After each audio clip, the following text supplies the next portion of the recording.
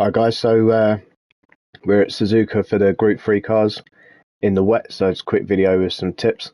So first of all, I normally use this in cockpit video screen, but for in the rain I find it better to have it at the front of the car like this.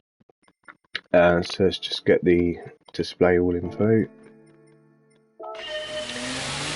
With it on this view you can just see all the puddles and everything better. I find the windscreen wipers distracting. So this lap was a 1:25.7. It's not the fastest, but hopefully it'll give some of the guys that are sort of midfield and at the back of the pack some tips on what to do. So as we come down the first straight, we're going to start braking at the 100 marker board. Try and do your braking in a straight line or as straight a line as possible, because if you're trying to steer and brake at the same time, you're just going to understeer. You're going to lose the front of the car. So we're going to start braking at the 100 marker board and start aiming for the first apex on the right hand side. Then we're going to let the car drift out to the left and then cut back in for the second apex, almost making this just one long corner.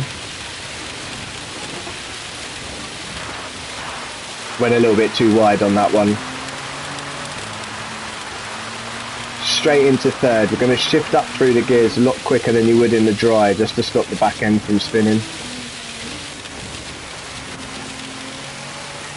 If you notice on these corners, I'm dropping down into second on some of them rather than braking. I'm using the engine to slow the car down rather than the brakes. Again, that just keeps the car more stable, stops you losing that front end.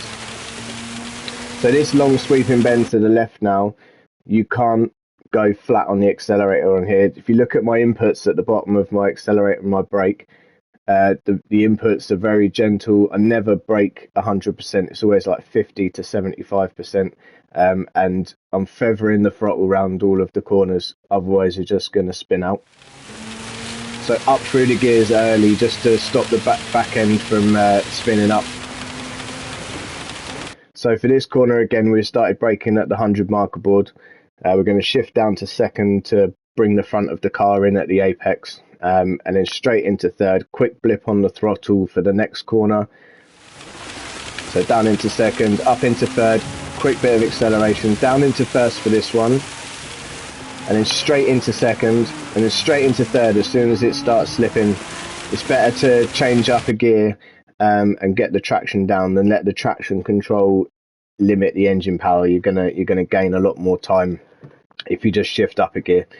So for this corner, we're gonna go around to the right, and then we've got the hairpin to the left. So we're gonna start braking mid corner on this right to get us slowed down in time for the hairpin. Again, I slightly overcooked it and just missed the apex on the hairpin, so I should have started braking a little bit early. But again, I'm not braking too hard, otherwise you're just going to lose the front. Straight up into second when we're round, and then into third as soon as it starts spinning. This corner, again, not full throttle. Watch my throttle input. Got to feather it round. Now you can go hard. As it starts tightening up, I come off. And again, at the 100 marker board, I'm slowing down into second. Let the car drift out to the right hand side, so we're making this one long corner. And then as soon as we come out of here, I'm going up into third, and I'm not getting on the power fully until we've straightened up. And then try and stay in the middle of the track here, because there's a lot of standing water to the left and to the right. And if you hit that, it's just going to pull you into the barrier or spin you out. Again, for this corner, we're going to start braking at the 100 marker board.